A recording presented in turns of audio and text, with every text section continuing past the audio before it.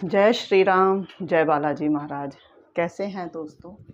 भक्ति शक्ति समर्पण चैनल में आपका स्वागत है। मैं आपकी दोस्त ममता पाल। उम्मीद करती हूँ आप बहुत अच्छे होंगे और मैं भी बहुत अच्छी हूँ। तो दोस्तों, जो आज का हमारा टॉपिक है वो है हमारा कि अक्षय तृतीया। आप जानते ही अक्षय तृतीया आने वाली है। ये हिंदुओं के लिए इतना शुभ दिन और इतना महत्वपूर्ण दिन होता है कि इसमें हम ऐसा टाइम होता है, ऐसा अबुझ मुहूर्त होता है कि जिसमें हमें कभी भी कोई भी शुभ काम करने के लिए कभी भी पंचांग दिखाने की ज़रूरत नहीं होती है, क्योंकि इस दिन सूर्य और चंद्रमा दोनों ही अपनी उच्च स्थिति में होते हैं। तो जहाँ सूर्य और चंद्रमा दोनों उच्च स्थिति में होते हैं तो वहाँ पर बहुत शुभता होती है। वहाँ पर बहुत ही कोई पंचांग दिखाने की ज़रूरत नहीं होती है। वहाँ पर कोई भी शुभ कार्य हम किसी भी समय सुबह से लेकर रात तक हम कोई भी शुभ कार्य आसानी से कर सकते हैं।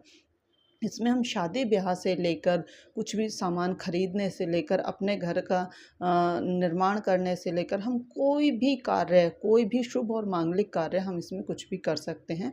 इसमें कोई हमें तिथि या कोई हमें शुभ मुहूर्त की ज़रूरत नहीं होती है। कि दोस्तों, हमारे जो शास्त्रों में वर्णन है कि सिर्फ और सिर्फ 3.5 दिन ही पूरे साल में ऐसे होते हैं जिसमें कि हमें बिना मुहूर्त के बहुत ही शुभ फल देने वाले ये दिन होते हैं। बिना पंचांग दिखाए, बिना मुहूर्त देखे हम कोई भी शुभ कार्य इसमें कर सकते हैं। उन्हीं में से एक दिन है हमारा अक्षय तृतीया का दिन।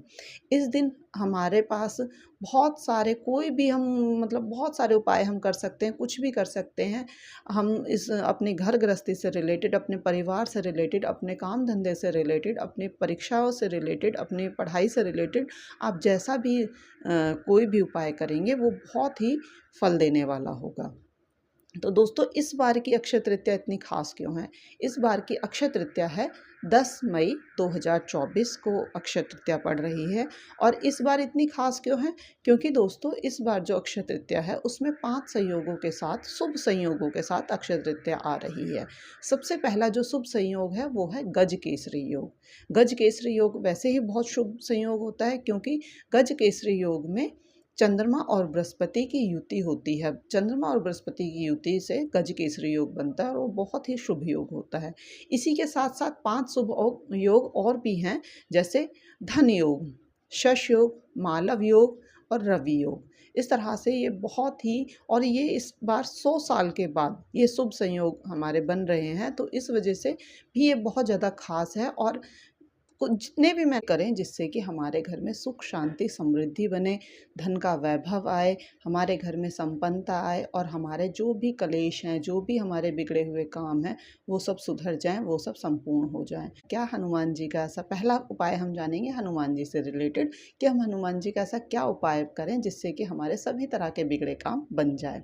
तो वीडियो में आगे बढ़ने से पहले अगर अभी तक आपने मेरे चैनल को सब्सक्राइब नहीं किया है या आप मेरे वीडियोज़ को पहली बार देख रहे हैं तो प्लीज़ मेरे चैनल को सब्सक्राइब कर लीजिए और बेल का नोटिफिकेशन ऑन कर दीजिए, जिससे कि हमारी आने वाली वीडियोज़ का सबसे पहले आपके पास नोटिफिकेशन जाए और आप उसका लाभ उठा सकें। और अगर आपको वीडियो मेरी पसंद आती है तो प्लीज़ लाइक और कमेंट ज़रूर कीजिएगा। आपका एक कमेंट हमें बहुत ही ज़्यादा मोटिवेट करता है बहुत अच्छी से अच्छी वीडियोज़ लाने के लिए। तो चलिए दोस्तों, वीडियो में आगे बढ़ते हैं हम।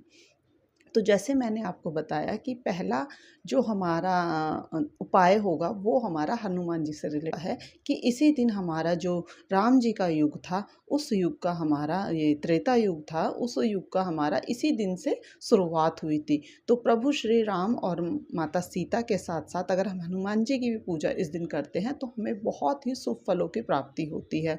तो हमें कैसे करना होगा उसके लिए हम चले जानते हैं। तो आपको क्या करना होगा, आपको 7 दिए या 11 दिए, आप मिट्टी के दिए भी ले सकते हैं या फिर आप आटे के दिए भी बना सकते हैं। आटे का चौमुखा दिया जैसे बनाते हैं इस तरह से। तो आपको 7 या 11 की संख्या में दिए लेने हैं। आपको शाम होने से पहले पीपल के पास जाना है, पीपल के पेड़ के पास जाना है और वहाँ पर बैठकर आपको घी के दीपक जलाने हैं 7 या 11। आप चमेली के तेल से भी जला सकते हैं वैसे, लेकिन घी का अगर जलाएंगे तो ज़्यादा बेस्ट रहेगा। आप वहाँ पर जाइए, पीपल के नीचे बैठिए, वहाँ पे दीपक जलाइए और वहीं बैठकर आपको हनुमान चालीसा का पाठ करना है। हनुमान चालीसा का पाठ आप अपनी सुविधा अनुसार जैसे 7 या 11 की संख्या में आप कर सकते हैं। उसके बाद वहीं बैठकर आप रक्षा स्तोत्र का पाठ करेंगे, आप भगवान की स्तुति करेंगे, आप राम नाम का कीर्तन करेंगे और जो भी आपकी प्रॉब्लम है, जैसी भी आपको दिक्कत है, जैसी भी आपकी मनोकामना है, वो आप प्रभु बजरंगबली को आप प्रार्थना करेंगे और उनसे कहेंगे कि मेरी ये मनोकामना है, मेरी ये इच्छा है या मेरा ये प्रॉब्लम है, तो आप इसको सॉल्व कीजिए। तो दोस्तों, क्योंकि ये दिन ऐसा होता है अक्षय, अक्षय मतलब जिस चीज़ का क्षय ना हो, तो इस दिन जो भी आप अपनी मनोकामना रखेंगे, जो भी आप अपने विश रखेंगे, अगर प्रभु उसे पूरी करते हैं तो वो विश आपकी ऐसी हो जाएगी जो लाइफ टाइम आपकी कभी रिमूव नहीं होगी, जो कभी ख़त्म नहीं होगी, क्योंकि उसका अक्षय ही नहीं होगा। तो इसलिए दोस्तों, आपको ज़रूर से ज़रूर उपाय ये करना चाहिए सभी लोगों को, जिनको प्रॉब्लम है और जिनको प्रॉब्लम नहीं भी है, वो भगवान की कृपा पाने के लिए ये उपाय कर सकते हैं। चलिए दोस्तों, क्योंकि अक्षय तृतीया के दिन को धन लक्ष्मी का दिन भी माना जाता है, माँ लक्ष्मी की दीपावली वाले दिन, दीपावली की रात को जो पूजा होती है, उसके अलावा अक्षय तृतीया के दिन ही माँ लक्ष्मी की पूजा बहुत ज़्यादा की जाती है। इस दिन सोना खरीदने का या फिर नई-नई चीज़ें खरीदने का, जैसे घर खरीद रहे हैं, प्रॉपर्टी खरीद रहे हैं, गाड़ी खरीद रहे हैं या जो भी अच्छी से अच्छी लग्ज़री चीज़ें होती हैं, उस दिन इस दिन वो सारी चीज़ें खरीदने का प्रचलन होता है। लेकिन दोस्तों, सभी लोग तो वो सारी चीज़ें नहीं खरीद सकते हैं, तो मैं एक छोटा-सा उपाय बताती हूँ कि अगर आप सोना उस दिन नहीं खरीद सकते हैं, अगर आप सोना खरीदते हैं तो बहुत अच्छा है, बहुत शुभ होता है, वैसे भी लग्ज़री की चीज़ है, लेकिन सभी लोग तो सोना नहीं खरीद सकते। इस टाइम पे सोना वैसे ही कितना महँगा हो गया है। उसका जो प्रतिरूप है, हम उसका जो विकल्प है वो क्या होता है? सोने का विकल्प होता है जौ।